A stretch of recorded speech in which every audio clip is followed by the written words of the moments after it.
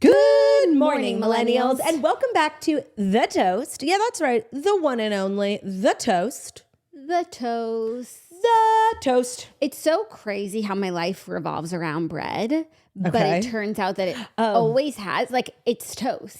It's so funny. I never think about the word toast other than to be like the thing in which we podcast. I don't associate our brand with bread. I really associate it with clinking glasses. Like that, maybe that's the stage of life that I'm in. I'm still thinking about like champagne toasts, not bread and butter. No, it's both. Even when we're doing like a toast, it's the toast. It's really crazy to think about. Even when we were trying to think of a name for a sandwich shop, like the toast, anything to do with toast. Was so obvious. It's so obvious, but we don't embrace it. So today is a fabulous day. It is a day that, puts me on edge because we were not the last people to use the studio. Right. Oh yeah, you are like looking around like there's a ghost. I'm so paranoid. Just hold on one. Let me just check one thing. There's a ghost of morons past. Ben was in here recording Good Guys, actually with La Turd. Yes, I am on Good Guys because we haven't even spoken about the sort of housekeeping announcement for the end of summer. Jackie and I are going on hiatus. What is it, the last week of August? Yes. And so the Good Guys heard about that, and they, they're nothing if not exploitative. I was going to say opportunistic, which is also mean. And so, Ben was like, oh, the Toasters are going to be looking for you for a week. Why don't you come on Good Guys? And he caught me in a low moment. I was like, okay. And then yesterday. Sometimes you don't have a good enough reason to say no to something. And it's actually easier to say yes and just do it than to try and weasel your way out. And he wasn't letting me out of it. He immediately sent a calendar invite, which was really crazy to do to your wife. And yesterday, I'm laying by the pool, enjoying my swirly summer. And then, my alarm goes off. Oh, it's time for Good Guys. So I'm on the Good Guys. I hate to say it was a fabulous episode. We were giggling. Oh, and I did give an update that I did want to update. It's only fair that I say this. So yesterday was plain awful. You can say that again. I don't know that one. Yesterday was plain awful, but that's not now. It's then. Together at last. Together forever. Got it. I told a story on the Toast yesterday about Bethany Frankel, and it is my civic duty because I did sort of like put a spotlight on this. She made a TikTok like apologizing to John Mulaney, and I did find out like right after I recorded yesterday's episode that Bethany told the event people that she wasn't showing up, that she wasn't able to come 2 days prior. So they still put her name on chairs at John Mulaney. Like, it's time to talk about the event people who have misspelled, who have left empty chairs of people who 2 days before said that they weren't coming. So I don't know how Bethany heard that. I'm sure somebody told her because there was like thousands of people at the event. And she made a TikTok yesterday being like, I'm sorry to John Mulaney. Something happened to me 2 days before and I was having such bad anxiety that I canceled my plans for like the rest of the weekend. And I told the people that I wasn't coming. And you know what? That's fair. That's valid. And I think that's really unfair to Bethany. Well, maybe they knew Bethany Frankel wasn't coming, but they thought Bethany Frankel was coming. Maybe. And can I just say, not to make everything about me, like I was slightly relieved that she didn't show up. Because like, how could you have focused on John sitting next to Bethany? Not only that, like she's kind of scary. Like she's this major, like big personality. Like I feel like she's intimidating. Scary is the wrong word. And I was like low key, like relaxed, enjoying the show without Bethany. Yeah. She's just sort of like legendary in her own sort of way. And I'm not gonna lie, like, yeah, I was afraid to sit next to her. And Ben was like, do you want me to sit next to her and you can sit on the other side? And I was like, no, that's the worst seat. But would you have wanted to chat to her, as they say on Love Island UK? What if I wanted to pull her for a chat? Yeah. No. You wouldn't have? No. I feel like you guys would actually get along. No, for sure. Like, don't get it twisted. Like, if I am Bethany at her age, like I'm on my way to being Bethany. Hopefully I have a house in the Hamptons. Like, yeah. Hopefully I built the empire that she has built. Like, hopefully, God willing, like I would love to be Bethany. But that's the hard part of this job. It's like commenting on people and things and then having to see people and things that you talked about. Yeah. So people and things. Yeah. Yeah. Do you know what I mean? Yeah. People and things. Yeah. It poses sort of a complicado situation. And what's so crazy, it's not even the extremes. Like, it's not even I'm worried about running into Justin Baldoni. Like, right. I would be completely fine with that. It's like people that you've just spoken about, period. It's weird to talk about someone and then to know them. Oh my God. That's it. Like, even if you said totally innocuous, nice things about them. It's like you were talking about me on your podcast and now I'm having lunch with you. Like, that's wrong. Oh, speaking of, I don't even know why I just thought of this. I have to thank you. So we've been swirly summering for like 11 weeks. Yeah. I have read as of yesterday, I've read one book and I started it a week ago. Like I completely, even though I thought this was going to be like my big summer reading week, whatever. I mean, summer reading, whatever. I just haven't been pulled to my Kindle. I haven't been reading. And then I forced myself to read. I had AI pick a book for me and I asked ChatGPT to recommend something and it was a piece of shit. It was called The Last House Guest or whatever. It was bad. Like, what did you rate it? 2. Oh, that's really bad. Okay. Yeah. Then I was looking for a book, and I was just ready to give up and like go smut, which like whenever I can't find a book, I just give up and go smut. And it's like not what I want to be reading. Yeah. Jackie made a recommendation. And I was like, you know what? Yeah. And I'll read Bye Baby. That was a redhead's choice. And it was the same author as Tell Me Lies. It was like her big book after Tell Me Lies, which was huge and then made a TV show, obviously. Let me tell you, this book is the best thing that's ever happened to me. It might be the best book I've ever read. I don't want a podcast. I want to read. Like, the book is so good and I need help from the community. I need people to tell me like, what genre is this? Because this book reminds me of... It's like influencer fiction. It's influencer lit. It's like mean girl lit. Like one of the main characters is like bitchy and funny and mean. And that's like, really why I liked Luckiest Girl Alive. Main character, she was so funny and bitchy. It's like wine mom lit. Is it? No, because I feel like... No, that also includes a million other things like Leanne Moriarty, who we love. Yeah. But this genre, like Eliza Starts a Rumor, Bye Baby, that one husband...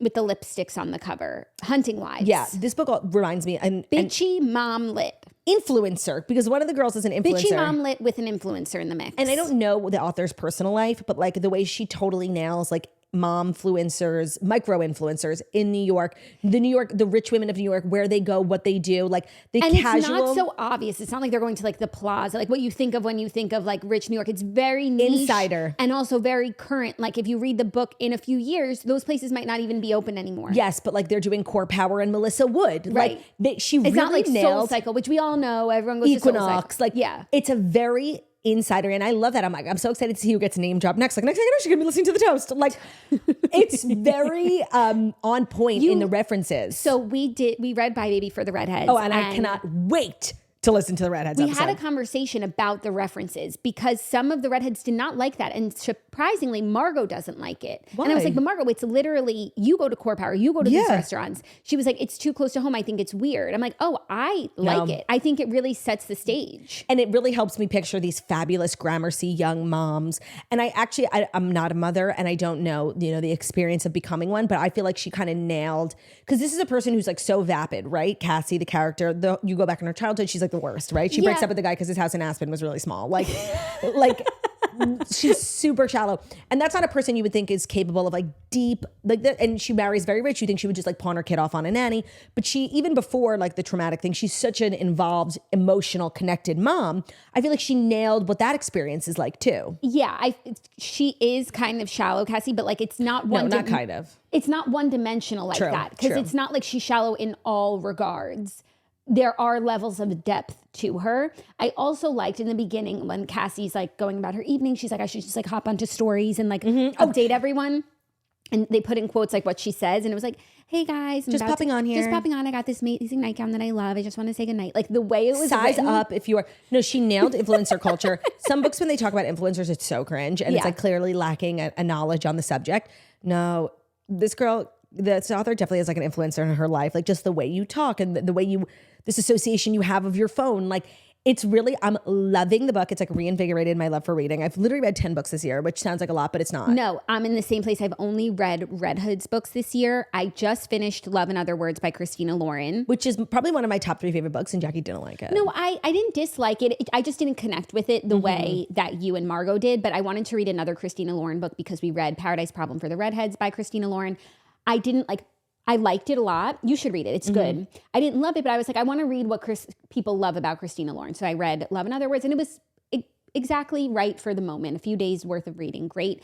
And then now I'm in a reading mode too. I feel like we've like shifted, maybe because Olympics are over. We have like time for reading. So I had to go to my TBR list of like, what have I even been wanting to read? There was one other book that I wanted to read this summer, and I chose it for Redheads next because I don't know when I would be reading read again. it. Right. And I only read Redheads books. So that's Husbands and Lovers by Beatrice Williams. I actually saw Margot started it. I was like, you're starting the Redheads book? It's for October. She was like, this is the Redheads book? Oh, that's LOL. classic Margot. LOL. So she had to stop, but she said it was really good so far. I just did want to ask people, like, I like this book. What is this genre? And please, if you know of similar books, like rich women being bitchy, maybe a little Instagram in there. Love New York, but I'm open to other things. Please drop it in the comments. Like, let this be a stream of consciousness of people's like book recommendations and thoughts. Yeah. But so far, the running list we have, Bye Baby. You know what this book reminds me of? But I liked People Like Us, the Jenny Mullen one. City of Likes is what it's called. And yes, that's exactly what I was going to say. There is another book called People Like Us about an influencer, but I don't think it's very good. Yeah, no, it reminds me of City of Likes. But the only problem with City of Likes is I fucking hated the main character so much to the point where like it stopped me from enjoying parts of the book. Whereas like there are times where I actually like Billy and there are times when I like Cassie. They're both like flawed people. Obviously there's a kidnapping involved, but like there are parts where I like them and giggle. So I'm really enjoying it. I'm so glad. I am in a totally different spot now. I'm reading a nonfiction book called Bad Therapy. And it's about like the crisis of self in the new generation of just like answering the question, like we have more mental health services than ever. Mental health is the biggest it's ever been as a topic. Like we're constantly servicing, destigmatizing wellness, this and that. Why is this the most unhappy, generation, depressed, anxiety and filled generation of all time? Like how is that the case? Yeah. I feel like we always ask that question, but nobody aims to solve it. It's just like, but that makes no sense because like medication, if it's successful, like would decrease the problem, not preside over its increase. Right. And what is the book conclusion? Well, I'm 30% of the way through, but like the conclusion is sometimes, I mean, there's a lot of different things, but most of these mental health counseling, there's counseling in schools, there's counseling everywhere. And like sometimes you need to just like repress and move forward. Like not every feeling needs to be talked about all the time because then you stew in it. And feelings aren't like these intrinsically like reliable things. Like also feelings are fleeting. Emotions are very like fragile. And sometimes your emotions are not a clear indicator of what's going on. It's just like a personal thing. That's how you feel. It doesn't need to be, not every single emotion needs to be given into. Like you'll make yourself sick and make yourself crazy. Yeah, that's how I feel about like marital problems. Not like problems, but like when you fight with your husband, like, and because Ben and I, oh my God. Okay. So yesterday Ben and I went for a hike and then you text me and you're like, oh, we're at the farm. Like, do you want to come? So we met you at the farm and like Ben had already taken off too much time for the hike. So he was like, listen, like I got to get home. I'm like, just drop me. And between like the navigation and then the traffic and then him dropping me and too much time on the way back, we were like getting like a little pissy at one another, like really so dumb, but like he was arguing like with himself. Let's not get into it. And whatever. An hour later, we get home. We had such a great time at the farm. We ate roasted corn. We got great, fresh things for the house. And we're like back to our regular, we're not like fighting anymore. And it was like so stupid.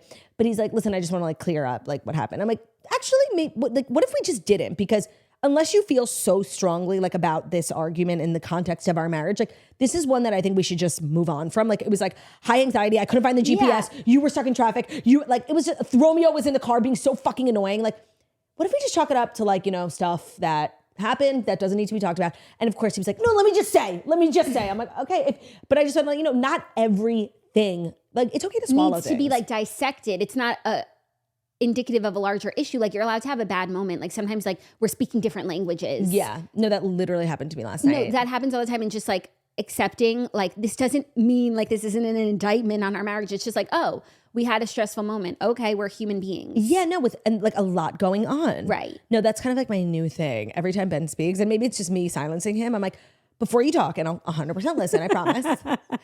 Are you 100% sure that this is like an argument you don't want to just swallow? Because it doesn't have like a major implication on our marriage. And 10 out of 10 times, he's like, yeah, I'm sure. Like, I want to talk about it. I'm like, okay. He hasn't like reached this level. And no, and he thinks of I'm enlightenment. He thinks I'm only doing it to him. Like in that, if I have a feeling, I'll talk about it. But no, I just swallow it and move on. Right. I don't have like a referendum on the swallowing. But you should not write down all the things that you've swallowed, except that's you holding on to it. So we talked talked about truly that. Let it go, or else it will eat you up inside. But that's part of this book. Also, wait, just really quickly, we talked about that on Good Guys last night because Josh Peck like said this phrase and I didn't agree with it. Like there are two people in a marriage, one who's keeping score and one who's losing. And I feel like the person who's not keeping score is winning. Like I'm not keeping 100%. Score. I didn't agree with it at all. And we went back and forth like talking about it. And I don't keep score. Ben does. We just had this conversation. He was like, well, you did that the other day. I'm like, are you seriously keeping score? No, I don't keep score. And then but I'm like, you've done this or that before. And they're like, when? I'm like, I had to let it go. To survive. So like, because I didn't keep score, but like, yeah, not keeping score will set you free. People who ask for examples in arguments, like seriously, are the devil. No, but like I don't know. I'm not an encyclopedia, but you did that shit. No, but I ask for examples sometimes too. Like I need citations. By the way, you ask for examples a lot. You're like when? No, because I want to know. Yeah. Because I like that way I can know what you're freaking talking about. No, and I want to say, I understand why people ask for examples in an argument. Like obviously you can't just say anything. Just, like, of course. But seriously, fuck off. Like it's so annoying. No, I'm fine with you asking for examples. It's a good question. I can't give them to you because I had to let them go. Yeah, like all those examples, I swallowed them, so they're no longer in the room I've with set us. them free. Oh my God. But just know they were there. Jackie, there's a trend going around on social media I've been meaning to tell you about that's so you coded. Have you heard it? No. Very demure, very mindful. No. So it's all about moving through life in a very demure, very mindful kind of way. It's like, see how I show up for work? Very demure, very mindful. People just share things throughout their day, like when they're just being like little cute little girlies. Like, let me think of an example. Like I just saw one. See how I exit the plane? Very demure, very mindful. Like everybody's standing like an animal and you're just sitting waiting for your turn. It's literally you in a trend. Like, see how she podcasts? Look at her little crossed legs and her little hands. See how she podcasts? Very demure, very mindful. I like that trend. I know. And the person who started it is so funny. It's a great trend. And I think it's also a great thing to be encouraging young people to be, you know? Demure and mindful. I would agree with that, but just don't be too mindful. You know, there's such a thing as too much, which also is what I'm learning from this book. And also like just so many things. I would recommend this book to anyone who like this remotely sounds interesting to. It's like, I want someone else to read it just so I have someone to talk about it with because it's fascinating stuff. And I think there's a lot that we can learn because I think there's a lot that we're getting wrong as a society. Like even if someone's struggling, like sometimes you shouldn't like set the bar lower for them because they're like going through something. If anything, high achievement will make them feel good about themselves as opposed to like thinking that they're deficient. Yeah. You just sounded like, I'm laughing because you just sounded like somebody like at a fat camp, like high achievement will make you feel good. And then it reminded me, I was just watching a podcast I know it's clip. like, it's like so narky to say, but it's true. Like kids these days like go to college and they're scared to go to college. They're not even getting, I can't like, you know, I can't speak on this, but my experience is different. They're not even going out and getting their licenses because they're just like scared of everything. Okay. But like I said, you sounded like somebody at fat camp and I saw a story today. I'm sure you didn't pick it about Elle King. I did not pick it. She went on a podcast and like really spoke very openly about her relationship with her dad. A lot of people don't even know that she's like quote unquote a Nepo baby. I don't think she associates with that because she like did it completely. She did not want people to know who her dad was. She changed her name. Yeah, but her dad is Rob Schneider from like all the Adam Sandler movies. And they have a very complicated, I want to say bad relationship. However, she shared, and so many people tagged me in this TikTok clip, that she at a young age was sent to a fat camp. And she said there was a summer. There was a summer where she sprained her ankle or like broke her ankle. So she really lost no weight because she couldn't do any physical activity and she got in so much trouble. From who? From her parents, of her dad. I guess it's like a waste of money. But her dad was really hard on to her. Sprain her ankle. No, of course not. Even though like if you went to fat camp and you knew the culture, like a sprained ankle was seriously like the best thing that could happen to you. You got to sit out of everything. And if you went to fat camp and sprained your ankle, you would still lose weight. Through the program. Because it's not just from the activities, it's also from the food. I did want to know which fat camp she went to. Well, where'd she grow up? LA, right? So there's a one out there. Yeah. It was like a sister to ours. A sistered. So yeah, you just reminded me of that. Sorry.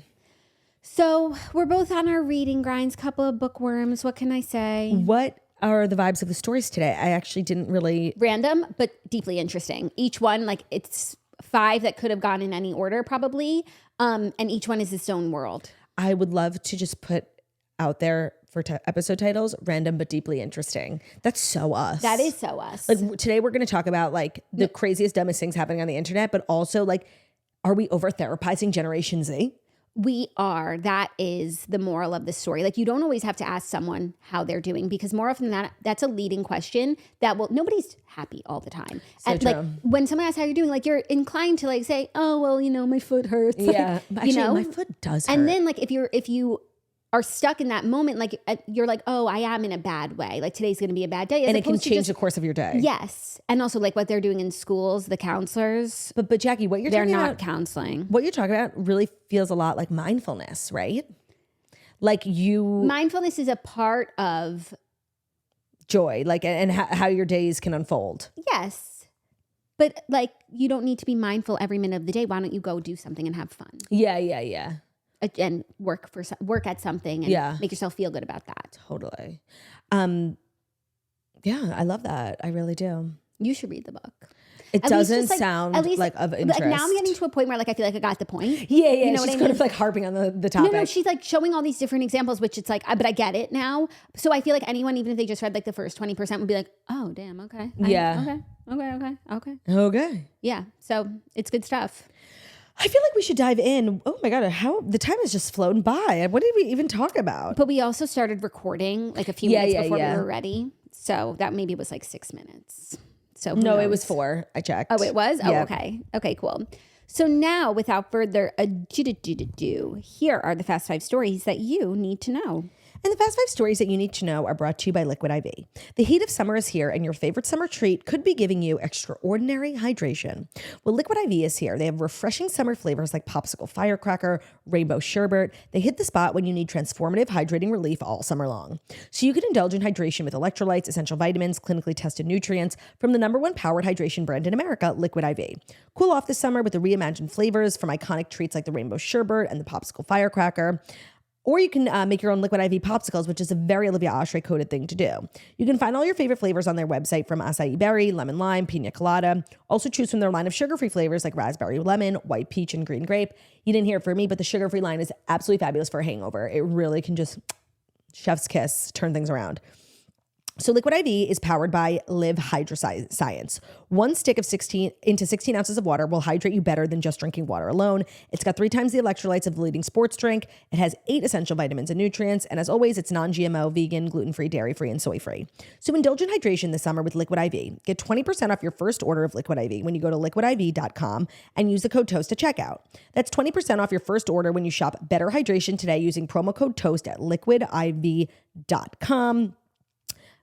Summer, don't fall into like the 3 o'clock fatigue, getting headaches because you forgot to drink water. Just be more efficient, very demure, very mindful using Liquid IV. Today's episode is also brought to you by Nordic Naturals. Late summer can be a stressful time of year with kids heading back to school and everyone in the family adjusting to new routines. Getting enough of the right nutrients can help you stay healthy during the busyness. Omega-3s are healthy fats that benefit physical and mental well-being. Unfortunately, up to 80% of Americans are not getting enough omega-3s from their diets. So a daily fish oil supplement is the most reliable source of omega-3, and it can benefit brain and heart health, immune function, and much more. In fact, omega-3s influence the function of nearly every cell in your body, making them truly foundational nutrients. Nordic Naturals is known for their long-standing commitment to omega-3 quality, and they're the #1 selling fish oil brand in the United States. Their Ultimate Omega is an incredible, fresh, and pure fish oil with no fishy aftertaste. If you've wanted to get on fish oil, you know, like sometimes you put that pill up to your mouth and you start gagging, like it's not doable. That's what's so fabulous about Nordic Naturals. They do not have a fishy aftertaste. They come in soft gels, liquid, and tasty gummy chews with 0 grams of sugar. Ultimate Omega is also made to pair perfectly with non-fish oil supplements like their women's multivitamin gummies, their tasty gummies that will help fill common nutritional gaps in the women's diets with a mix of 12 essential vitamins. Nordic Naturals has supplements for the whole family. Visit www.nordic.com and use our promo code TOAST for 20% off your next order of omega-3s, vitamins, and supplements. That's www.nordic.com. Promo code TOAST, that's TOAST. These statements have not been evaluated by the Food and Drug Administration. This product is not intended to diagnose, treat, cure, or prevent any disease. Today's episode is also brought to you by the ASPCA Pet Health Insurance Program. Your pet is a part of your family, and you want the best for them no matter what. Vet bills can really add up, and that's why you should always check out pet insurance. With ASPCA Pet Health Insurance, you can focus on the care your pet deserves and cover what matters most. So in today's world, we're insuring a lot. Our houses, our homes, our cell phones, travel plans. But what about insurance for your cat or dog? Well, enter Pet Health Insurance Program, where they offer customizable accident and illness plans, making it easier for pet parents like you to help you get the pet care that you may need.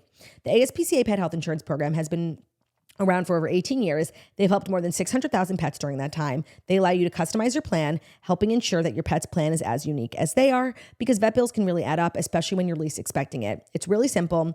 Use their app to submit a claim. You'll receive a reimbursement for eligible vet bills directly into your bank account. When it comes to pets, I think ASPCA, I mean, how many of us have called the ASPCA poison control line? Like literally 1,000 times.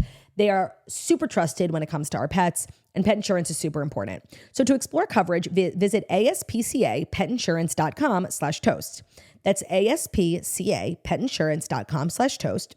Again, aspcapetinsurance.com/toast. This is a paid advertisement. Insurance is underwritten by either Independence American Insurance Company or United States Fire Insurance Company and produced by PTZ Insurance Agency Limited. The ASPCA is not an insurer and is not engaged in the business of insurance. Now, don't wait too long. Like for me, I didn't have pet insurance with Theo, and you think like nothing's going to happen to me. My dog's perfect. He's not. He's literally not. So not to be like a fearmonger, but like get pet insurance, you know?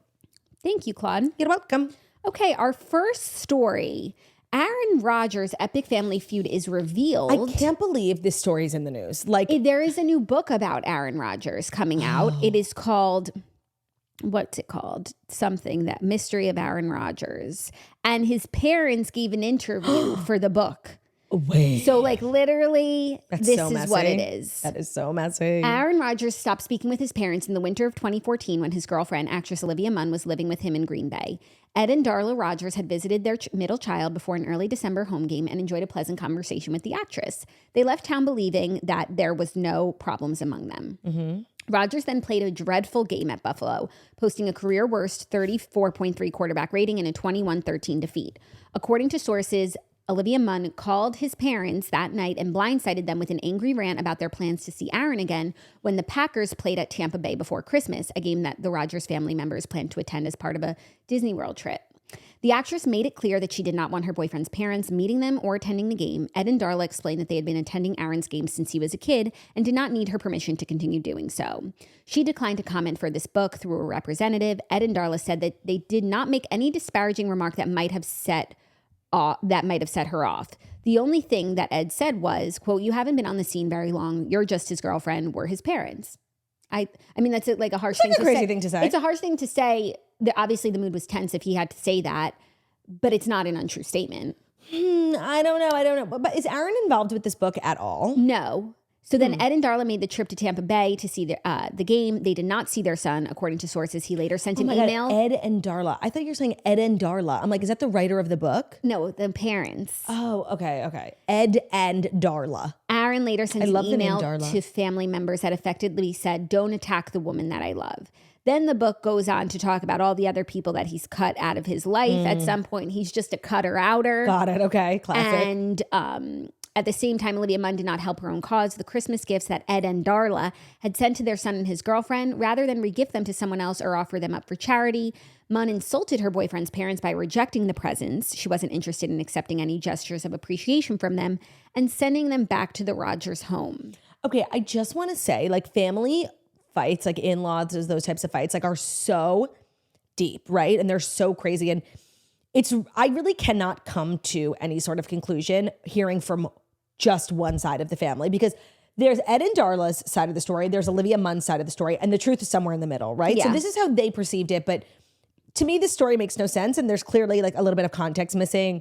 Maybe there was an awkward, like, you don't say, why did they randomly one day just say to Olivia Munn, like, you're just his girlfriend? Like, what preceded that? Why did she randomly say to them, you can't come to the game? Right. That came before you're just the girlfriend. So I feel like maybe if I read the book, I would have a little bit more of a clue on the timeline of things. But based on this summation, it feels like big chunks of a larger story are missing. And it's really unfair to come to any conclusions about what happened between Aaron and his family and like blame Olivia Munn if we're only hearing from his parents. Like, of course, you're going to hear someone's side of the story and it's like, oh my God, how could that happen to you? Yeah, of course. That's like with anything, but at least we're getting now like an incident report. I don't know. There was the 2014 game. They came, he played badly. Then she called and said, don't come to the game. There's obviously something missing. I don't think that she would just say, don't come to the game because he played badly. They've been going to his games forever. There's also something missing because these two people have been broken up for literally 10 years and he still doesn't talk to his family. So at some point, the break between the Rodgers family has nothing to do with Olivia Munn. Yes, but I think also the author's trying to make the point that once he cuts people out, they are cut. For good. He did it with a friend, they said. It's kind of crazy that Aaron Rodgers is like at the level where like biographies are being written about him. Like that happens with like Harry and Meghan. I agree. It's called Out of the Darkness, the mystery of Aaron Rodgers. That happens with presidents. Yeah, like Harry and Meghan. They get like silly books written about them. In most recent memory, like that's the last time I feel like something like this has happened. To me, it's like Elon. They wrote the book about. Similar. It's a biography. This is kind of crazy, no? Especially if Aaron isn't participating. Right, it doesn't seem like sanctioned by Aaron. Right. Did Elon participate in that book? He did. He gave him full access to everything. And then Elon never read the book. Got it. Okay. I don't know. And maybe I'm biased, which is definitely possible because I'm certainly in my Olivia Munn era. I don't know if I mentioned like I went to John Mulaney. So I really like the life that he sort of very subtly painted a picture of for us. Sounds so nice. She sounds like such a great mom, a great partner.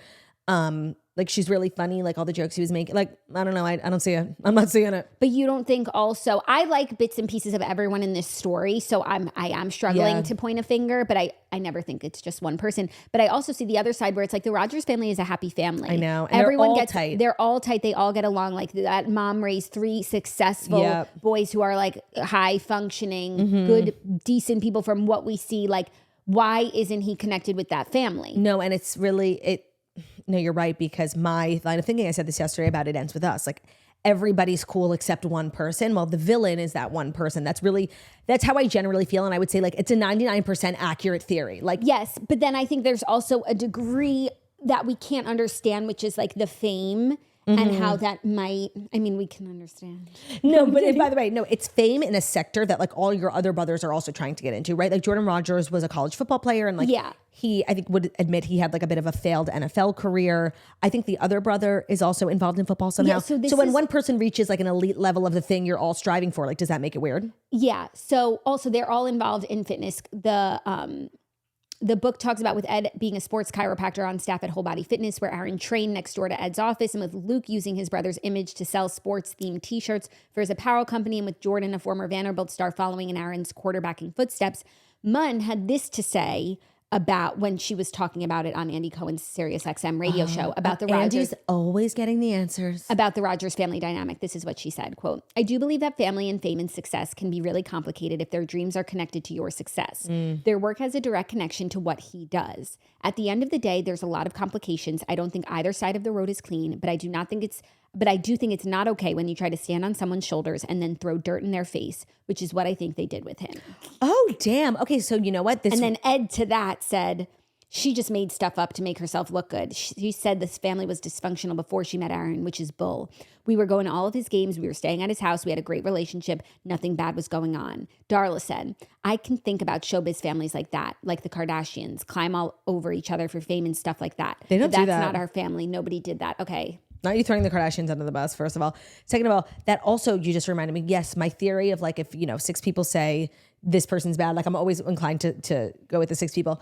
But also, there is... By the way, I'm not even, by the way. Like sometimes I think someone's being ganged up on. Okay, I usually think like if everybody says you're toxic, But I think there's also another one of my theories about famous families. Like, and I think Keke Palmer talks about this a lot. Like when you make a lot, especially when you grow up middle class, even poor, and then you end up becoming this like basically the earner of the family and you're technically one of the kids, it poses like a very toxic dynamic in the family. And a lot of people, Keke Palmer was saying this, like end up on the outs with their family because of it. So I don't know if if 6 people say you're toxic, theory can work here because the added conundrum of fame and yes, everybody else's career sort of being tied to like this success that Aaron has.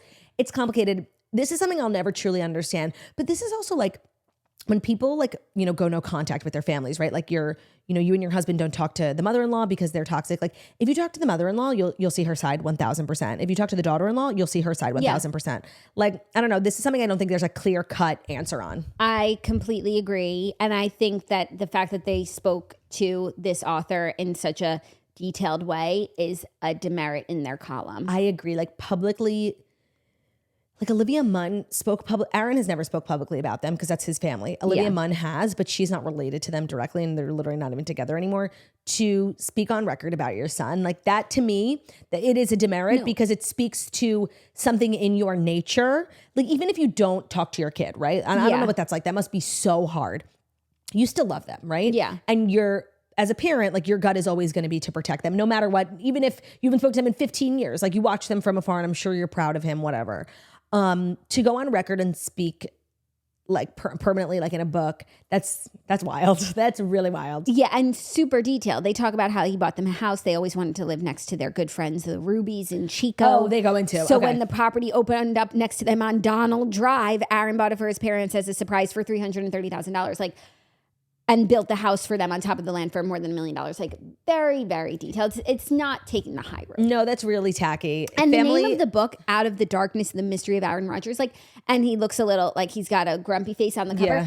It's not a glowing. Yeah. It's definitely, trying to expose him a little bit. It's not going to be like, oh, Aaron's great. I just want to know why we're writing a book on Aaron Rodgers. Like, I mean, think about his... Like in the context of all the football players, like all the greats who are either like recently retired, currently playing, like I could think of like 10 people before him. For sure. Maybe they do have books written about them, but because it doesn't include Olivia Munn, it's nobody not cares. In our wheelhouse. So true. Like, I mean, Tom Brady, if there was a book, like we would care because there's so much celebrity fodder, but...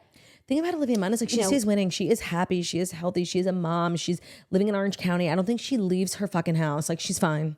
Yeah. Like her man makes so much money. She's fine. She is fine, and she's graduated from this drama. It's not her problem. You know, like they're kind of like in the slums fighting it out, and she's elevated. Like she's moved on. Yeah. But it is a crazy thing. And we were just talking about it yesterday. We were just talking about it. We're always like, it comes up every couple of months because it's kind of one of the great mysteries of the world. And I appreciate this author's attempt to get down to the bottom of it. But unless you're going to speak to people on both sides, you're really not going to get like a well-rounded picture. And I'm sure Aaron won't talk about it. I'm sure Olivia won't talk about it. Aaron will not talk about it. And he wishes that nobody else would talk about it and just respect the privacy, which I don't think he's wrong speaking for. on your son's memoir, like without his permission, like that's some wild. It's not a memoir. It's a third-party biography. The airing family dirty laundry, like that's crazy. So yes, as you stated perfectly, it's a demerit in their column in terms of like reputability. So I'm leaning over to Team Aaron. I have no horse in this race. You know? Me as well. Like I don't care. Like do what you got to do.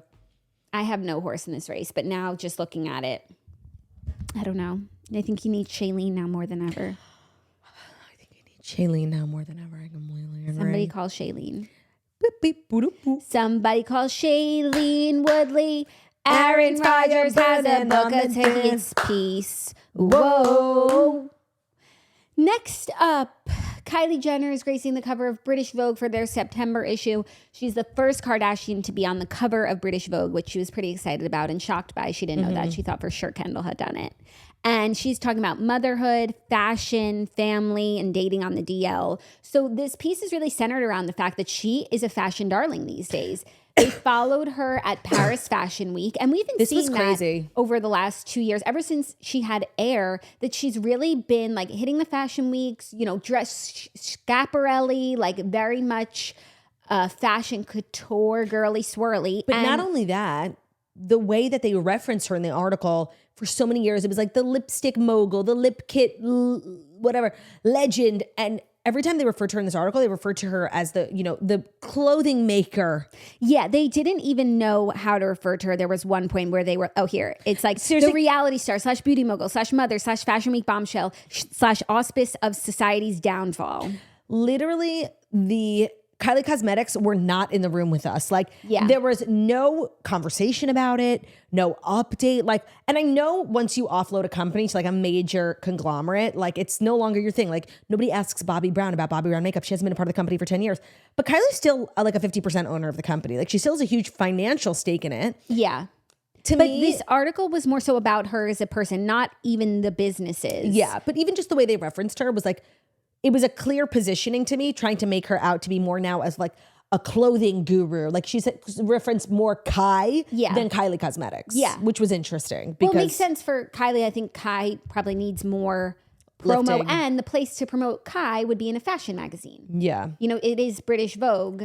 And I think Kylie Cosmetics stands on its own. But like, hey, we're doing fashion. Check out my fashion line. I watched this TikTok. It was a clip, like a pretty long clip of a conversation of these Australian girls. They have a podcast. They were talking about how they watched Keeping Up with the Kardashians for the first time in a really long time. And it sparked this really interesting conversation where the girl was like, the show was just really insufferable to watch. It's like the whole season, they are talking about how they never see each other because they're all so busy, so rich. Their houses are too big, too far apart to walk over and see one another. The entire season is like, we have to get together. We have to plan a family trip. They plan a family trip. Literally, like they're on the plane, like Kylie gets off and they say like, by the end of all the episodes that they watched, the family had not even been together once this entire season. And the show just feels like this sort of drab, like responsibility, like this nuisance that they have to participate in. And it got me thinking like about how I haven't watched the show in years. And I made a TikTok and I was like, are you guys watching Kardashians? Because there was a time, and I'm not like a hater at all. No. Like there was a time in my life where like my life revolved around the Kardashians. And I've been watching since season 1, episode 1 on E, like naturally. And the general consensus was like, no, like love the girls. Like I sometimes do tune in, but it's exclusively as background noise. Like I'm doing my laundry or I'm watching the kids and like it's on in the background. And it was so interesting to me. And I thought the girls did such a good analysis about like how the show has fallen as far. And I think a lot of people immediately blame like social media. It's like there's drama within the Kardashian universe all the time and we know about it the next day. So to like see it rehashed like 8 months later is kind of boring, even though that's always been the case for them, right? Yeah. Like there was a point where their show was amazing and they were talking about things that happened the year prior, but it was still really interesting. We were learning new things. But now it's like, and what the girls were saying was like, they are all so wealthy, they're all so famous, and they're all sort of their own universe, their own media empire. And for so long, I think what everybody loved about them was that, yes, that was the case, but they prioritized family always, right? And they were always together, family dinner with the chef.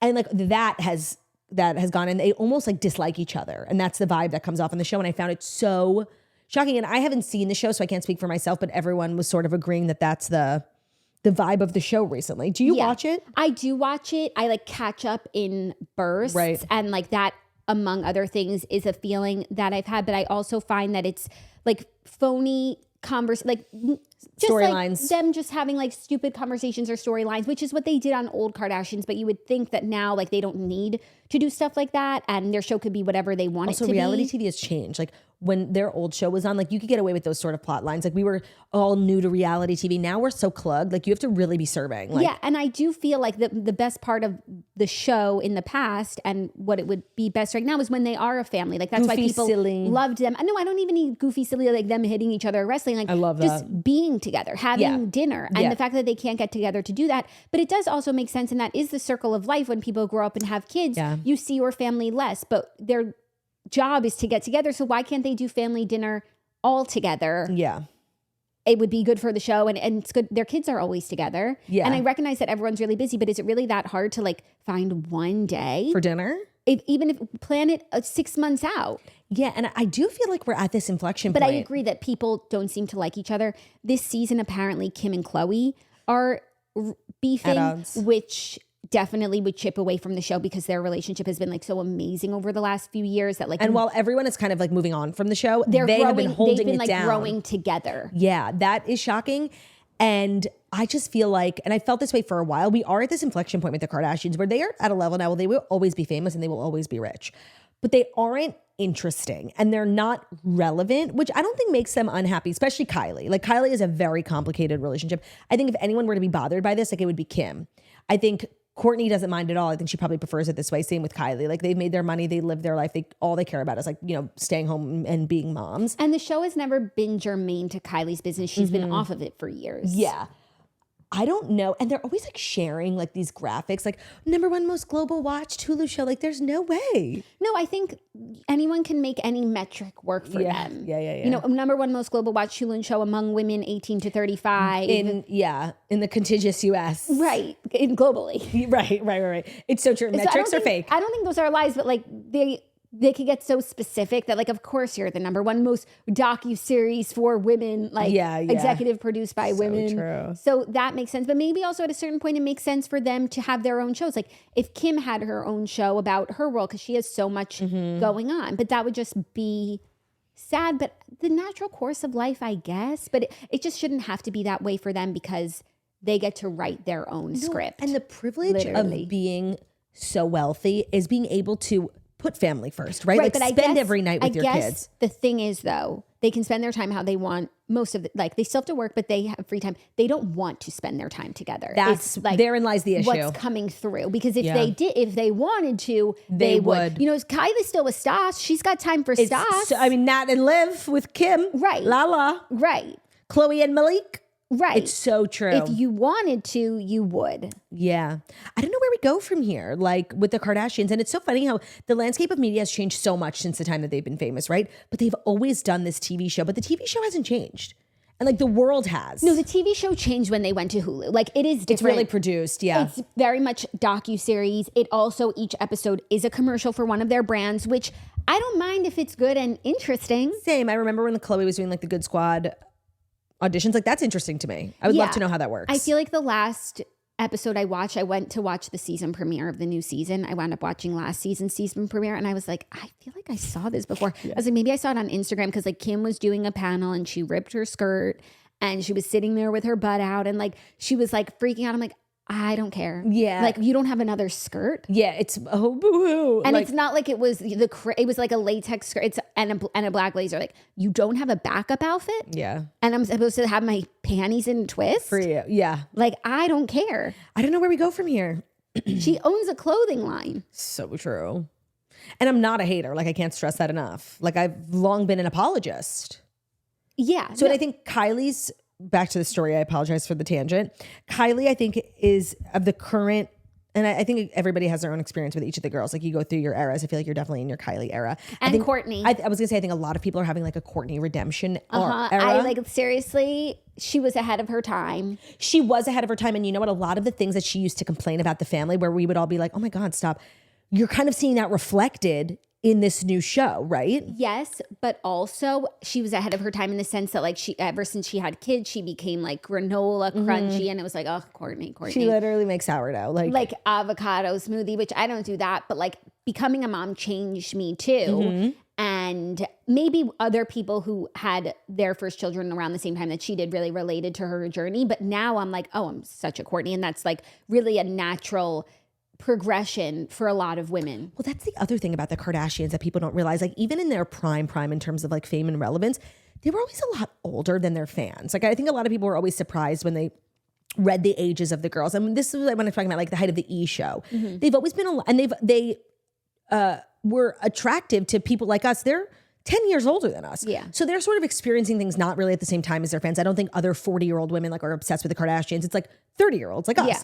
And I think that makes it complicated for like when you grow up and your fans aren't there. Yeah. You know? Yeah, that perhaps happened to Courtney, but now one, she just had a baby and like it's with the fans who are 10 years younger. And two, we're seeing like, oh, maybe all these years. Yeah. Those years, 10 years ago when she like had a baby and we weren't paying attention, she was onto something. Right. And that's like, I feel like the listeners of this show are very much like in the same life stages as us, like getting married and having kids. And that's why it feels like we're all moving, you know, along together. Yeah. But when there is this sort of, because they're like these hot, sexy things. And I've like literally for the first couple of years they were famous, I was like, oh, they're 22. But when they were like super famous, like Courtney and Khloe Take Miami, they were like 35. Yeah. Like, it was like confusing almost. So I think maybe that has a little bit to do with the disconnect, but I don't know. And I don't know where they go from here. No, and also Kendall and Kylie are younger than us. Well, that, you know, that helped the business too. Yeah, but they don't do give anything it the way that they should. Yeah, they're both like business women in their businesses. Yeah. But the pictures for British Vogue are gorgeous. It's very esteemed, as we've said, like British Vogue, American Vogue could never. Yeah. She's like reiterating a lot of the same talking points that I think she said in previous interviews about like the work that she had done on her face and, you know, being a mom to a daughter, how that changes you. She talks about her privacy. She said that like, I think she has a place in New York now and she's so incognito. Like people don't even know about that. She like wears a hat and a mask and never gets spotted. Like she has her privacy down. That's great. Like she can like go out and be a normal person. Go to the supermarket. Go to the supermarket. She comes to New York to see her mans. Obsessed. And she was like, don't blow up my spot, but like we get it done. We get it done. Yeah. I love that. So I hope she can continue to do that. Same. So, and her and Timothy were spotted getting off her plane. They are still very much together. And at this point, they've been together for a very long time. Maybe they'll get married. Go into the chapel and they're gonna get married. Before you move on to the next story, let me remind everyone that our final live show. Yeah, that's right. We've been doing live shows all summer. The last one is here. It's Saturday. It's August 17th in Atlantic City. We're almost out of tickets. So I just want to remind everyone to head over to thetoastpodcast.com, get your tickets. I don't know if there's meet and greet still available, but it's like a little add-on when you check out. So if it's there, feel free to grab one. We cannot wait to see you there. We've got some really fabulous things up our sleeve. And it's gonna be a night to remember. Come on now. Big fun. Let's go, Gizno. Let's go. Let's go, Gizno. Let's go, Gizno. Let's go. 'Cause it's a Gizno. It's all right without you. Okay, are you ready for our next story? Mm-hmm. It's our third story. Yeah, I'm ready. Speaking of Disney Channel icons, Disney Channel star Skai Jackson has been arrested for domestic battery after a public fight with her boyfriend. No, seriously. Fiance. Like, what in the world? Skai Jackson, like, randomly will make news, and it's always shocking to me because she's just a little girl from Jessie. Yeah, no, to me, she's like frozen in a time capsule. Yeah. And anytime she does something like that's not something that a 12-year-old would do. Right, you're like, why is that 11-year-old getting arrested for domestic violence? Even domestic violence, yeah, like that's crazy. That's shocking. And then she also said to the arresting officers that there was no issue between them. They're actually engaged and expecting a baby. Oh, mazel. Okay. So here are the details. Skai has joined the ranks of former Disney Channel child stars who've had run-ins with the law. Damn. She was recently arrested. TMZ has learned. Law enforcement sources tell TMZ the actress was arrested last week for domestic violence. We're told deputies were called to Universal City Walk after security spotted Jackson and her boyfriend getting into it, and the actress allegedly pushed him more than once. Sources tell TMZ security clocked the altercation and then detained the couple until law enforcement arrived. Sources say Jackson and her boyfriend both denied anything got physical. To the contrary, she said they were happily engaged and expecting a baby together. Deputies say they reviewed video footage and saw she pushed him. Jackson was arrested for misdemeanor domestic battery, cited and released a few hours later. The case will be reviewed by the LA County District Attorney's Office to determine if charges are warranted. I don't know, like a little girl just pushing a man. That's not domestic abuse. I just want to say.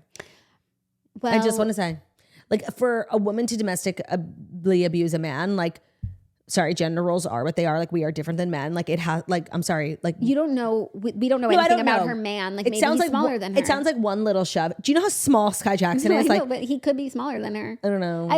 Multiple shoves. I think I just feel like there's something happened. They don't just like go around arresting people. Certainly not in LA. Like they just let everyone do whatever they want. It's true. And considering this is going to the DA's office, nothing will come of this because again, they just let everyone do whatever they want. Not a little girl who's like pregnant. You like leave the little pregnant girl alone. And if she is pregnant and not just something you say to, you know, hopefully not get arrested. It's honestly, if that was just what she said, like, please don't arrest me, I'm pregnant. Like, honest, brilliant. Like, seriously, an amazing. I don't think she said, please don't arrest me. I think I'm pregnant. I think she was like, no, we're good. We're happy. We're engaged and I'm pregnant. Yeah. But I think like if she's not pregnant, she could have been using it as like, you know, you would never bother a little pregnant lady, you know, it's kind of brilliant. Next time, like, you know, I just evading the law. Yeah. There's a world in which like this was a nothing burger and they're being dramatic. The description of how you described it to me, like really sounded like, but like, not only did they detain them when it happened, they reviewed footage to confirm that like something nefarious happened. So like, I do think it had to have been something because as I said, like they really don't prosecute much around there. Well, you know what? I need to see the footage before I make grand statements. How about that? I agree with that, but there are two truths available. And I am aware that like women can be physically abusive towards men. It's extremely uncommon and like from a physical standpoint, quite difficult. No, but you have to know Skai Jackson. Like she's so tiny. She can't weigh more than 90 pounds. She's 1 foot tall. Yeah. I think she's like 5 feet tall max. I just have one thing to say to this. So I went to the president of the Disney Channel's office and I said, we're going to make history together. Is that what I'm Skai so Jackson chronically online. No, it's this viral interview from Debbie Ryan. Oh my God, Debbie Ryan. She's wild. Sometimes I get served Debbie Ryan interviews and the people who have memorized them and say them. Me. No. I went to the office of the president of Disney Channel and I said to him, we're going to make history together. I'm obsessed. She's insane. She's insane. Like she has become like a verb to Debbie Ryan it up, you know, like where you're just really cringe and overly personable and like really sort of erratic in your gestures. It's very turdy coated. No, there's something so diabolical. It points to, and it was when she was much younger and she was doing like a lot of red carpet interviews, but it really points to a lack of self-awareness and it's really cringe. And I'm sure she hates it. Sometimes the lesson, it's just like say less. Yeah.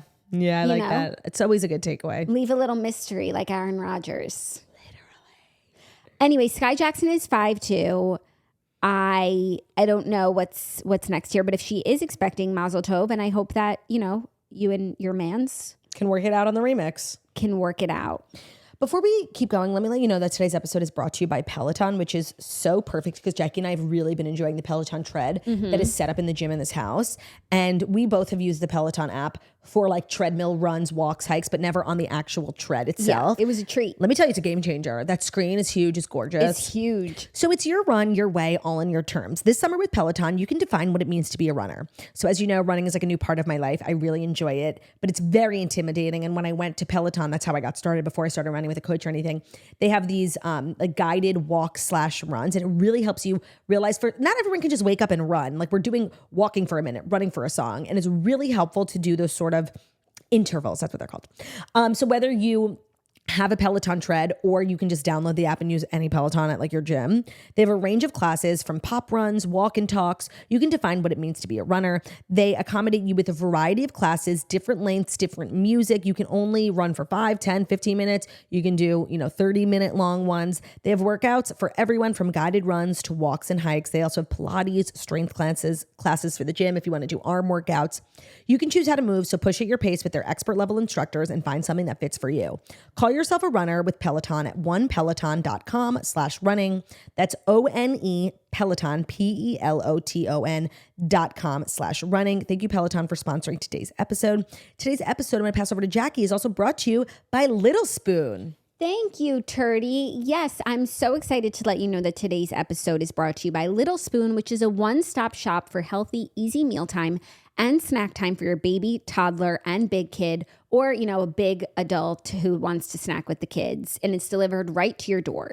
Their goal is to make keeping your kid healthy feel like the easiest part of your day so that you can cut through all the drama of mealtime. It's time-saving and convenient without compromise. Yeah, I always get questions like, what are you feeding the kids? It's so crazy. Once they switch to solid foods, it's like 3 meals a day plus snacks. Like, how are we that creative? How are we cooking all the time? True. How is everything nutritious and different, but also tasty for them and easiest for us?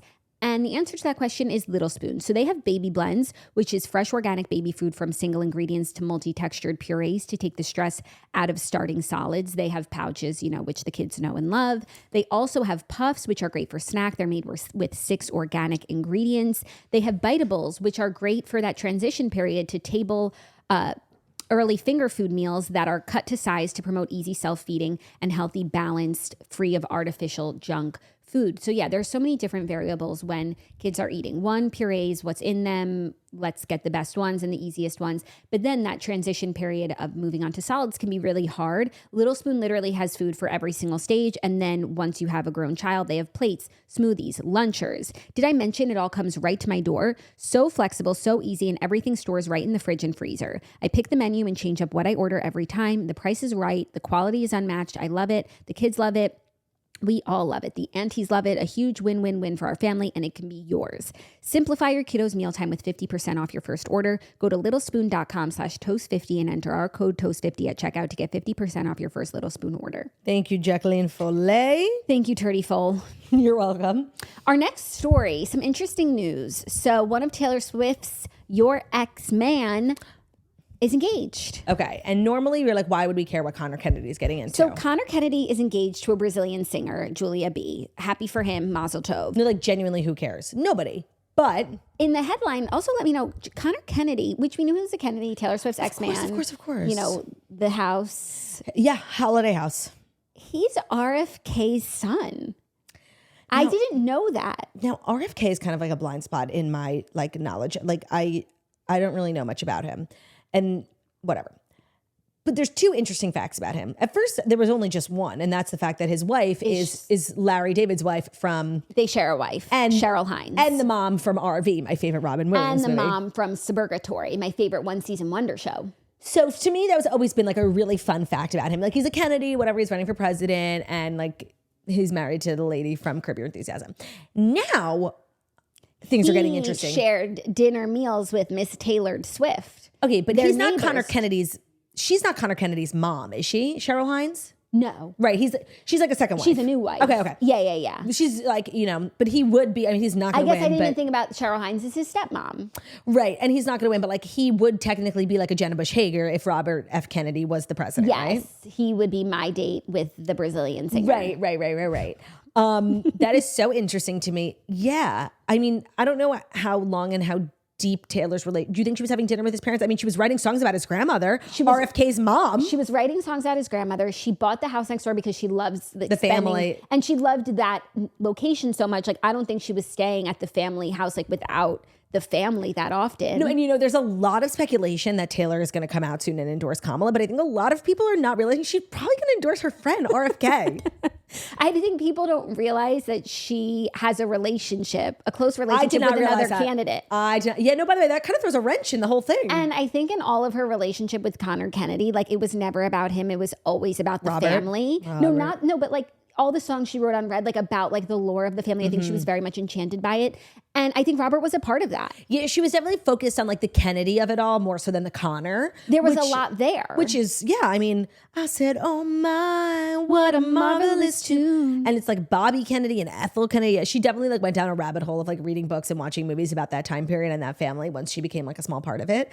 And that's just like so girly of her, Like, who's to say we all wouldn't do the same, Yeah. A famous American family. Like, seriously, we don't have royals. And the Kennedys for a very long time. Carolyn Bessette, like, that was very much the closest we ever got to royals. And you become a part of it, dating like one of the offsprings. I mean, it's huge. And I feel like when it was happening, we didn't even appreciate it. Like, I feel like if it happened now, like, I would lose my mind. Yeah. But then it was like, why is she dating this like nobody? And I thought he was like, I thought he was young. I guess he's was 30 and she's 30. No, there is. I don't like to talk about 1989. She's 35. I don't like to talk about it, but there is like, you know, the haters of Taylor will say like she dated a minor. She was like 19 and he was like 17. Okay, stop hating. Okay? Yeah, that's not legitimate. But I just want to say, like, she's 34. Don't be surprised if you see Taylor Swift baking up cookies that say RFK 2024 on them, you know? Right, and now we know why. She's loyal like that, you know? Yeah, I just thought that was so interesting and not a fact enough people know about. So I did not put that together. With a family like that, like, you just assume they're all loosely connected. They remind me a lot of the Baldwins. Like, you don't know whose dad is who's... The direct descendant. But this is shocking to me. I kind of need to see a family photo of them, like, just to really put this in perspective. I guess, like, here's pictures of him and RFK showing their muscles. And I feel like maybe at some point I had learned that, I don't know why I thought this guy. Yeah, that's him. That's Conor. And that's who she dated. Well, I have to go look at pictures of them. Well, back in the day, he like really was very like New England, all American looking. Yeah. Look, here's a picture of them. Like, he had shaggy hair. He always wore like beach clothes because they were like 12. Yeah, and she back in the day, at the time where she dated him, used to dress very matronly. She was really conservative with her like buttoned up blouses. That was like her high-waisted bikini, high-waisted, long, you know, T-length skirts. Yeah, so they definitely looked like their age gap was bigger than it was, given both of their aesthetics as well. Like, this is the picture. That's the picture. Yeah, the red. She was in her polka dot era as well. She was dressing the part. Like, you have to respect the hustle. You really do. She's a chameleon. She is. Yeah, this one. Yeah. Wow. Take me back. Literally. Because I feel like I didn't know what we had when we had it. We definitely didn't appreciate the cultural significance at the time. But she knew what she was doing. I'm telling you, she played the part. The high-waisted bathing suits, lots of polka dots, lots of bows in her hair, headbands. Like, she knew exactly what she was doing, that girl. Let me tell you. And I want to just say, like, I feel like for him, she could have been endgame because, like, he did marry a singer after. He's, like, engaged to a singer. Yeah. And let me tell you, I see him all the time. What do you mean? He's kind of like a man about town in New York. Maybe now he'll be moving to Sao Paulo, but like, he's always like every event, like, he's kind of just like a guy, like, he's always there. Oh, he lives in New York? Yeah. I was just in the elevator with him at Zerabond. Like, he's everywhere. That's so funny that you even like recognize him. No, I'm like a freak loser. Like, of course I would recognize him. But they live in LA, or she moved to LA to be with him. Oh, that's nice. But maybe they're always in New York those now. LA folks. Yeah. Coast hopping. I'm like waiting with bated breath for the fifth story. The fifth and final story. Why? What is it? Is it the one I texted you? No, let me see what you texted me. Oh, because I've been waiting. I'm like, I wonder why she pushed this one to the fifth. I thought we were talking about that. No, okay, yeah. Honestly, you wouldn't have liked what I chose for the fifth story. Oh, anyway, good. Okay, about okay. like one of your least favorite people, who's one of my most favorite people. Who? Well, not your least favorite. Who? Julianne Hough, my girl. Oh my God, we are not talking about Julianne Hough. And what the other story, I thought we were talking about it. Yeah. Sorry, I didn't see your text, but yeah. So there's some major drama in the influencer sphere. In the podcasting space. Influencing and podcasting subset, because Tana Mongeau has banned her co-host Brooke Schofield from filming podcast episodes and calls her resurfaced racist tweets horrific. Now, I want to say, I feel like that headline is really misleading because I watched the clip and she doesn't ban her. But I think a lot of people were wondering. So let me give you a play-by-play, okay? Because this is like... A lot's been playing out recently, kind of slowly, but now it seems like it's all gone to a head. So... there's everyone knows Tana Mongeau, right? She's been like internet famous for many years, YouTuber. I think she had a podcast before. It wasn't like huge, but she has this podcast now called Canceled. It's huge. Mm-hmm. And she hosted with her friend Brooke, who's like new to the influencer space. She came on the Toast, you guys remember. Oh yeah. And the podcast has really blown up with the two of them. It's really big. They pretty much get on and like tell crazy stories about their life. And it's basically every episode they like talk about somebody who was wrong to them, whether it's like a friend or an ex or a relationship. And then people spend the rest of the week finding out who it is and like leaving comments on that person's page. It's actually very funny. It's been really popular. Brooke has really taken off, like in terms of growth on social, Instagram, TikTok. She is like a darling of Gen Z. I was so excited to get her on the podcast. And then of course, like any good thing, likability is a prison. They found her tweets and they're from like 2012, 13. I think the most recent one is like 2015. And the snowball and downfall is like the very typical cancel culture, brands pulling out. She had a collab with Boys Lie that was supposed to happen. I don't know if it ever came out. Boys Lie released a statement. Like, is it not coming out? I don't know. It's been this. They made everything. We got the PR. Is that from that collection? I think that's what you were wearing. Yeah. Oh, I didn't even know. I don't think so, actually. I'm like 90% sure it's not the same one. I think they were just sending us like their regular stuff. Okay. Because I don't know if it's coming out. It hasn't come out yet. Not important. So a lot of people, because, you know, they're this duo and Brooke is really well known. And it's very interesting if you're watching the landscape, because Brooke, I feel like, was on her way to like almost eclipsing Tana in terms of, Tana is Tana. She's been on the internet forever. But like Brooke was just so fast, so furious, so popular. They just loved her. What was she doing before this podcast? Like, she became friends with Tana, and then it all happened like so quickly. What, like, was she like influencing? No. I think she said on the show she was a waitress. Like, just like a friend of Tana. Yeah. She had Tana at a party in LA, like very LA dream, you know? Yeah. American dream. And so the tweets came out, the internet does what it did. And it didn't help that, in my opinion, as somebody who's an expert on this, like, she handled it terribly. Like, really, I think she was just reading every comment and then making a subsequent TikTok video, like crying, apologizing for this one. Like, she was just trying to appease everyone. And if you've never been through a situation like that, there's no good way to handle it. But especially if you're so fresh to public life, which Brooke is. Like, this is all relatively new for her. And I think she'll probably look back. The first video she made, she pretty much said, like, I was racist because I lived with my grandfather. And if you know Brooke, she has shared that like her parents were both addicts and her grandparents took her in. And I do think she'll look back on this time and regret throwing her grandfather under the bus. She's like, my grandfather listened to Rush Limbaugh, so I was racist. Like, it's goodbye, Grandpa. like, seriously, I've got things to do. I do think she'll regret that for real. But there's nobody can teach you how to go through something like this. She's really young, and she keeps making it worse for herself. And I think a lot of people were like, well, what does this mean for the podcast? That's like her main drag. What does this mean for the podcast? And is Tana going to say anything? They're like, Tana really can't say anything. What is she going to judge her? Nobody has more skeletons in their closet than Tana. Nobody's been canceled more times than Tana. That's why their podcast is called Canceled. No, when I saw that this was emerging, before Brooke had said anything, I was like, oh, they are canceled. That's their thing. They're getting in front of it because their podcast is called that. No, like, you can't cancel people who are canceled and who refuse to be canceled, which I feel like Tana is one of those people. So I was like, this is not even going to touch them, because it's not like they've ever pretended to be like the people that have nothing, like, who have done everything perfectly. No, let me tell you, and this is where I think they went wrong. So if you follow what their podcast is about, recently they've kind of become like accountability police. They're like calling people out for content they've made that they, or how they acted at a party. They'll go to a party they run in like the LA influence. Yeah. Everywhere they go, restaurant, party is influencer. It's like what you think of when you think of YouTubers. And they've kind of used their podcast as becoming like a little bit like the accountability police, like holding people's feet to the fire, which you never want to be, because you have to be a perfect person to do that. And even if you have the cleanest record ever, someone's going to come and be like, you bullied me in high school. Like, but both of them, I would argue there are things that came out about Tana that are worse than these tweets from Brooke. She has, called people of color in her life like bad things, like really bad. So I was like, there's no way Tana, of course, and Tana's having this unprecedented success because of her podcast with Brooke. So there's no way she's going to throw Brooke under the bus. First episode comes out since the scandal. Brooke's not there. And we're like, oh my God, Brooke's fired.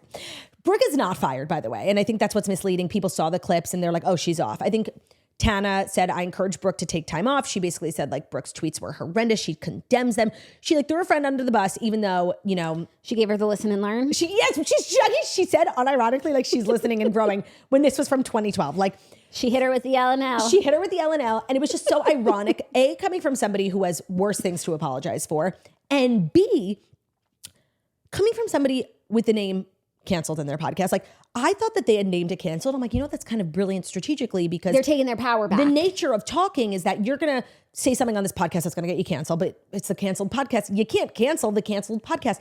But they are so playing into like influencer. It's cliche. A trap that they've just walked right into. It's like cliche how they're being like, we're listening and growing. Like, it's really kind of corny how they're responding, like very disingenuous and very what like skits are made about when it comes to influencers and apology videos, the crying. Like, it's almost like they don't deserve to have their podcast be named Canceled, because they're literally like, I thought the name was like a sardonic play on cancel culture, when in reality they're sort of reacting in a very stereotypical influencer apology kind of way, when I thought like they were like renegades with this podcast title. Yeah. The whole saga has been so interesting, and I think it's been like a real playbook in what not to do. Like, you can't. But I thought that playbook was already written. Like, and I feel like something like this hadn't happened in a while, and I feel like we all have kind of been fatigued from this. Like, some of those, they're over 10. How old is she? 12? Right, yeah. Literally 12. Like, I can't believe that. And when I first saw that this was coming out, I was like, oh, people aren't going to like fall for this. Like we know that this is We've what evolved this past is the what old like tweets. people do. Like it's so long ago, and like people change, and you know that it's not like she needs to change today, because if you listen to her podcast today and you like the things that she says, then you know that she's a good person, or at least a person that you agree with most of the time, and not a bad one. So it's not like she needs to listen and learn now. When over the last 10 years, I'm sure she's changed a lot as a person, and I feel like people get that this has been going on for so long. So like I think, to me, what's the most shocking is like this, we're still doing this. Yeah, but this is, I think when their podcast became what it is, which is like calling other people out. Yeah, no, they've put themselves in target. You put a target on your back in a glass house. No, but it's like every person they've sort of like dragged in recent weeks is just like belly laughing to the bank. What's Clinton Kane doing? Well, no, Clinton Kane. I didn't mean they had the thing with like Alyssa Violet, like. And for smaller crimes in comparison to what's going on now. What was Alyssa Violet? I don't know. I don't watch. I just know that they had like some beef with Alyssa Violet, and then Alyssa Violet just made a TikTok being like, stay winning in the comments. We're like, girl, sit down. Like, I'm thinking seriously, like sit down, because like it's a glass. Like it's just stay out of it. Just stay out of it. Like not everyone needs to like comment on everyone and dance on everyone's grave. Like it's just unnecessary. I look at this from a business perspective. It reminds me a lot of Call Her Daddy, right? Yeah. This huge female podcast with 2 co-hosts. And Brooke is now off, and the show was huge. Like the numbers on YouTube are 1 million per episode, and that's not. And they're, I think, known for audio episodes too. So this is a huge podcast, a huge moneymaker. But Tana owns the podcast outright. Like I don't know how Brooke was making money. Maybe as like she gets paid per episode, like a or salary, or a cut. But like the brand is owned by Tana, so Tana can do as Tana pleases, and that means like kicking off Brooke. Like sure, yeah, that makes sense, because she started the podcast without her, and then like hired her as a co-host, and so. At the outset, that makes sense. But now knowing they're 50-50 in the work that they do and what they contribute to the show, it's crazy to think that like Tana is her boss. I want to say like it makes no sense for her to kick Brooke off permanently. Like that would be bad for the show, considering the show is successful because it's the two of them. But like these two are seriously making every wrong move possible. I know. So I wouldn't put it past them to not see that. But like, come on. No, it's been frustrating to watch, because have we, like, seriously, and I cannot believe like people are still out here not deleting their tweets. Like, have I taught you nothing? Has my experience taught you nothing? Like, I'm in shock. Shock. Yeah. I just can't believe that it has the power that it once did, because I feel like people have started to like see past it and just understand that like people have changed over time, and everyone like makes mistakes when they're younger. No, and putting something on social media when you're in high school for like attention and for likes, like you don't even know what you're saying. You don't know the gravity of words. You're a moron. But we're applying that to like somebody 10 years later who's lived a whole full life since then, and blaming them. Like, no, I mean, I thought that as a society we had worked through that. I thought we had too. I thought like, you know, it no longer had power. Right. But I think it does. And that's what we're seeing play out. But I also think when you handle it the way that they've handled it, it gives it more power. Yeah. Yeah. No, I think there was a world in which they could have just addressed this head on together in an episode, being like, boom, oh my God, this is so embarrassing. Obviously not reflective of how I feel now. You guys know me. Like, you guys have met me. If they just tackled it really direct, and I think that's what happens. And I was guilty and actually, no, I think this happens a lot where things resurface very slowly. And the influencer doesn't acknowledge it because they're like, okay, it's not at a level yet. It'll go away. And then it's like weeks. And people are talking about it. You're extending the period instead of just boom, nipping it in the bud, being like, oh yeah, no, I said that shit. Humiliating, like, oh my God, I could die. Obviously, I don't feel that way anymore. And like, if you read that and it upset you, like, that sucks. I'm so sorry. I would never want to be that. Boom, done, the end, in a genuine way, not like waiting for it to get to a place where where it's unignorable. Yeah. That extends the life of the scandal, first of all. And second of all, it makes you look disingenuous because it makes you look like you're only responding because it's at a point now where it's unignorable, whereas like not because you actually care. Yeah. So there is a rule book to all of this. There's just like some better practices. Yeah, but it's been very interesting to see it all unfold. And when Tana showed up on that podcast alone, my jaw fucking dropped because but like you think, okay, and that's, I don't know if they're this Brooke's smart, but like, do you think that is also a play to kind of to minimize? Like this podcast is everyone's talking about it. And they were talking about it a lot before. No, to maximize. No. Like Tana showed up alone, your jaw dropped. No. Because like, no, I'm telling you, when you're an influencer and like all you care about is like what people think about you, right? Yeah, it's like great press. No, like, but it's not. No, I know that, but like, no. But nobody wants to be associated with. It is press. Like everybody is talking about their podcast. And these labels follow you forever. Yeah. Like racist, transphobic, like nobody wants to be called that. And by the way, she didn't have transphobic tweets. I was just saying like those types of words when you say something where either you don't agree with it anymore or it gets taken out of context or you feel like people maybe misunderstood what you said. They call you X, right? They'll call you racist and those labels stick with you forever. Nobody wants that. No, I'm not saying that they want it, but like, they're leaning in. No, I don't think that they are, because based on everything else that they've done, like they're not really like doing anything to better their situation. But I'm just saying, like, her showing up alone is kind of a bombshell, and like everybody's talking about this podcast. Yeah. Whereas a lot of people were talking about it before, but now it's like reached a new level. I'm just saying, like, no, it's been really interesting to see the whole thing unfold. I don't know where we go from here, and I'm curious if Brooke was like, not sometimes, like, it's so embarrassing when it happens. You don't want to go on your podcast and have to explain yourself, and you've just been crying on the internet. Like, I could see her also being like, Tana, I can't do it.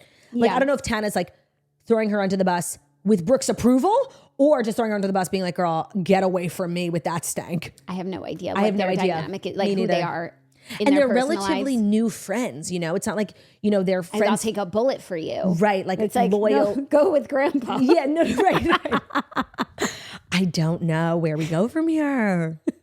But I just think if you're someone with a platform or someone who hopes to become an influencer one day, I would look at this as a case study and what not to do.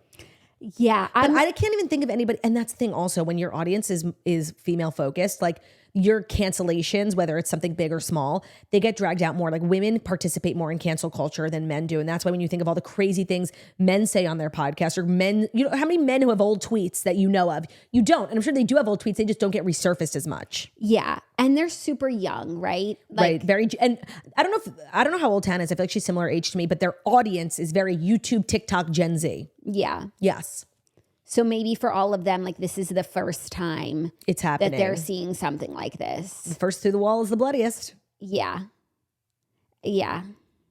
So we'll see what happens. Yeah. What do you think? Will Brooke come back on? What's your prediction? I mean, I do think she will, because they have this tour coming up too. They have a big tour, and Tana's not stupid. Tana's been doing this forever, and Tana knows, like, when something hits. And Tana's had a lot of success in her career, but I would argue that the Canceled podcast is the biggest thing she's done.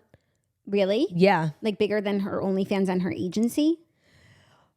Well, yes, money, but also in terms of fame and followers and fans. Like, she's selling out huge theaters, and she's been doing this for a while. And when something works, like, you don't just give it up. Yeah. So I think I think what they think, they're handling it in the best way that they can, but they can't see outside of it. They're like, okay, we got some good comments. We're okay, you know? Yeah. And when they first put out the episode, I was reading the comments on YouTube, and I'm like, oh, I wonder what people are saying. And when they're just talking to their fans, like, they were like, listen, Brooke, like, they're giving grace, their fans. But then it hits the internet, and they're like major YouTubers. So you get like wide reaching, and then the comments shift, of course.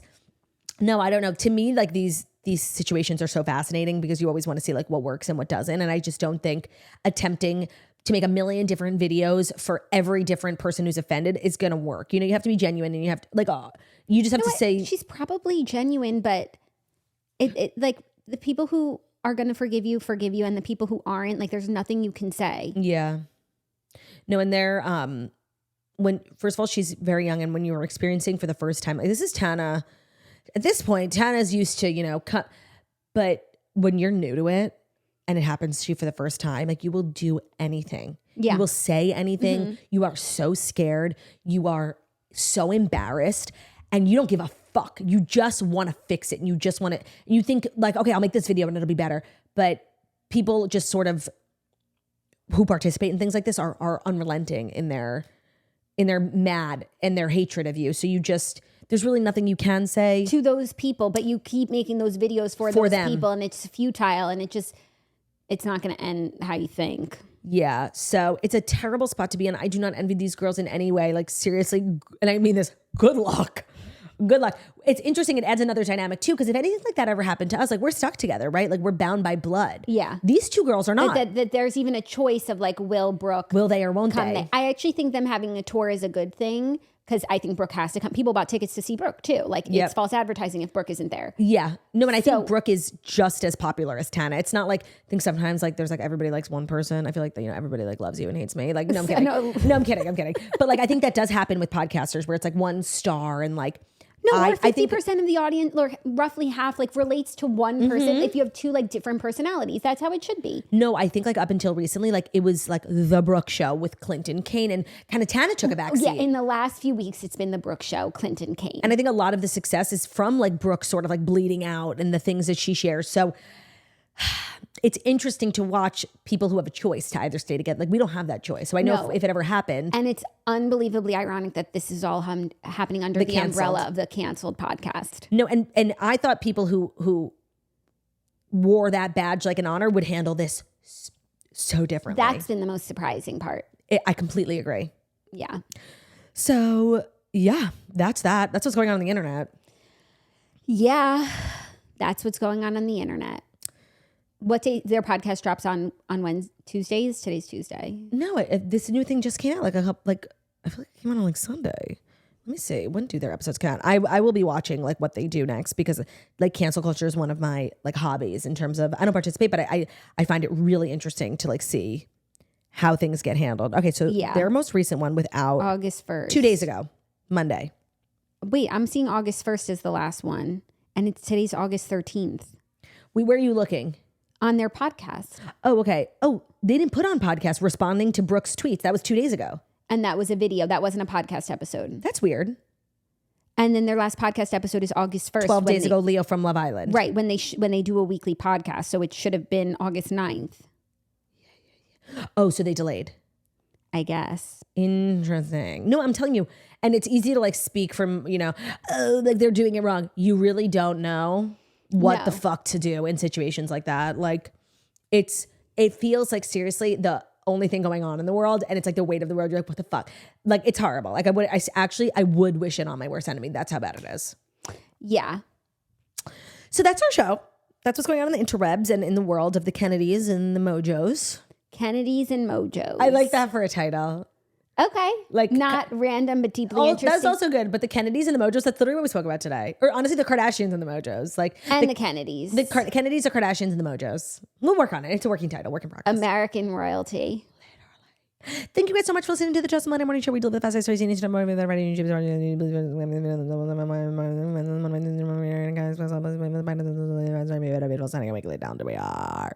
Love ya. Love ya. Bye.